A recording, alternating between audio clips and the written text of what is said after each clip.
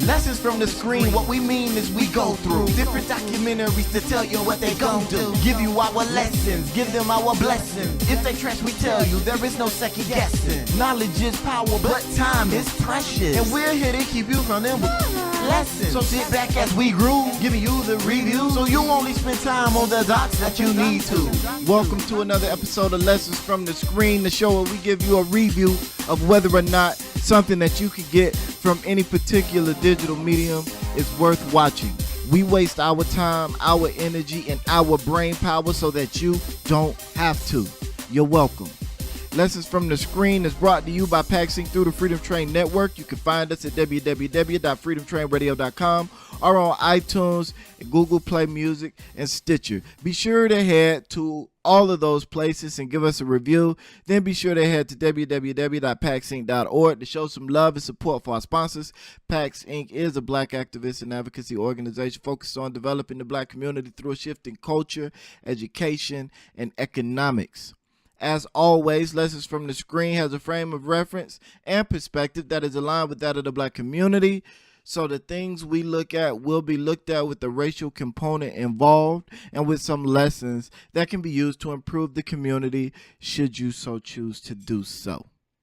During this episode of Lessons from the Screen, we will be taking a look at a documentary produced by Alison Klayman entitled Take Your Pill.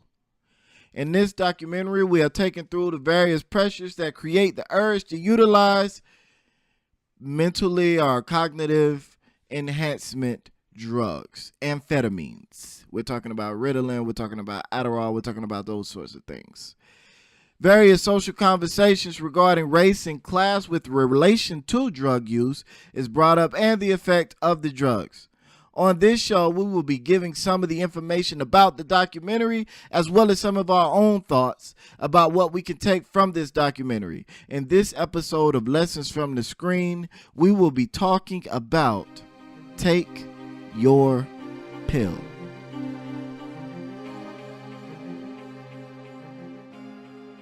This was a documentary that wasn't so much about amphetamines as it was about the people who use them and their experiences and motivations.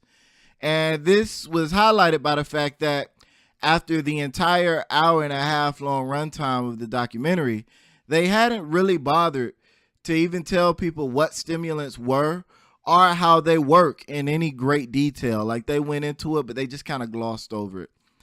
This also wasn't a film about all amphetamines, as meth and various other forms of illegal amphetamines were scarcely mentioned at all.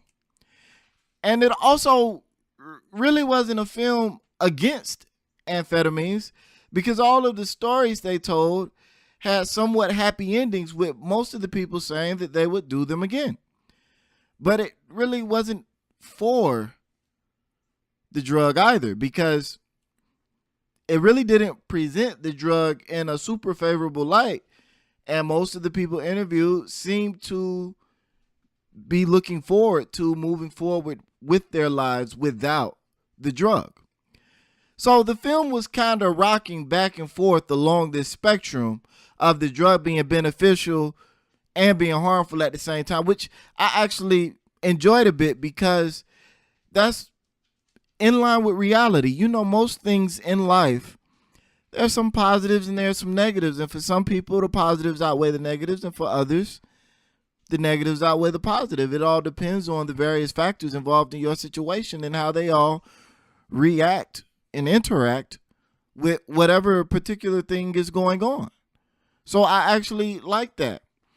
It touched on pro sports as well as Olympic stars. If you remember, Simone Biles and Michael Phelps were facing some backlash regarding them being flagged for various drugs that fall in this category of amphetamines. And it was brought up that they had therapeutic use exemptions, which was actually used to pivot into painting the picture of the surprisingly large amount of therapeutic use exemptions given to American athletes for various attention disorders that they may have. And that becomes even more interesting when you consider that a lot of these, to do any sort of sport or activity on a high level requires an extraordinarily high amount of focus.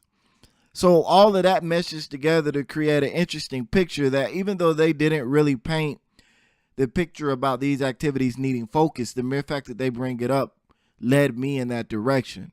So, and those of you, I'm sure you remember the whole conversation about whether or not that was a form of cheating, whether or not using these focus enhancing drugs, these mental boosting drugs, were a form of cheating. So there's a discussion that's always going on in the realm of sports as to what's acceptable, what's allowable, and what should be banned. And the most interesting part of this documentary for me was the question of, do they actually provide a boost to cognitive performance? To which, according to a study presented in the documentary, is a solid no. But it does seem to improve your confidence, which has a range of other benefits. So it's not that it makes people smarter.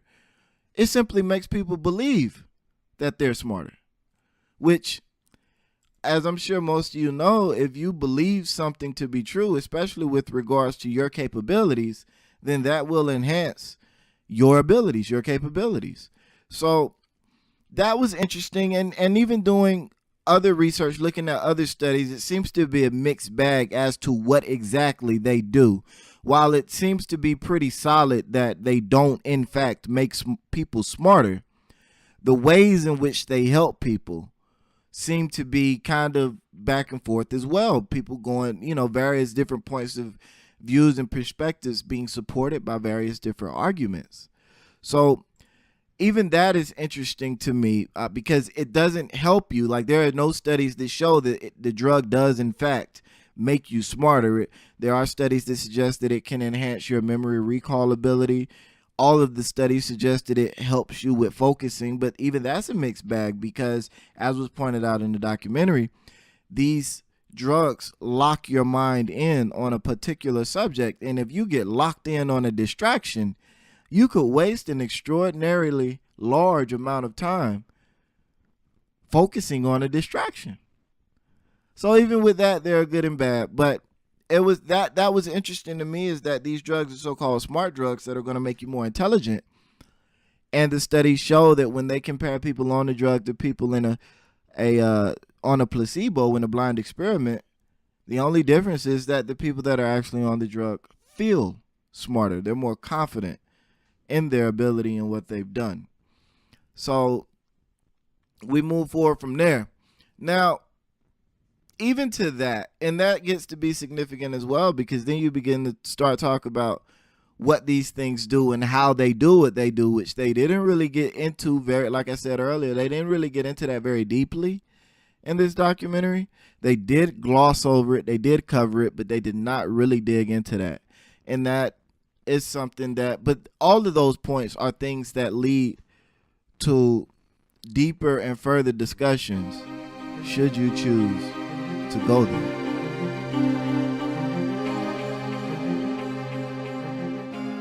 The topic of mental health enhancers is interesting and makes me think of the movie Limitless, which was mentioned in the documentary.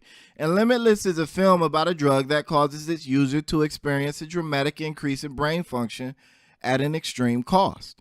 So this drug that they took in the film, it made you like this super genius, like almost like you could read the flow of time and see the future and anticipate futuristic events type genius level.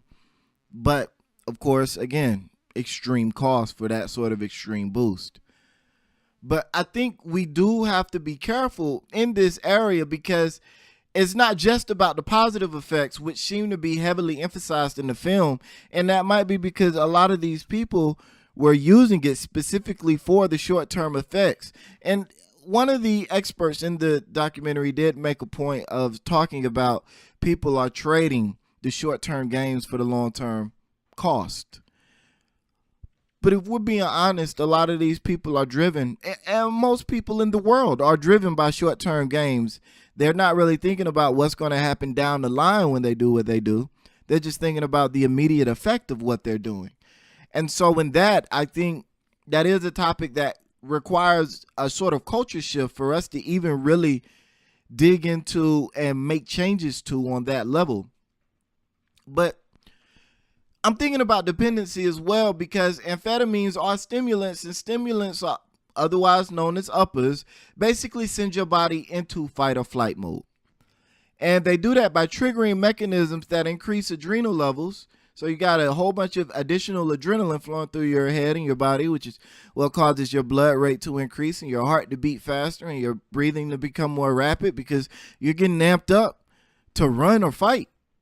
So all of those things are happening to get you ready to get out of a dangerous situation to keep you alive.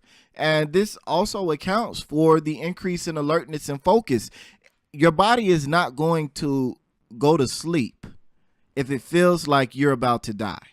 Sleep is not something that's going to happen. So even to those people that are like, I just feel like I'm wired and I can stay up all night studying. Well, of course you can. This drug forces your body into a state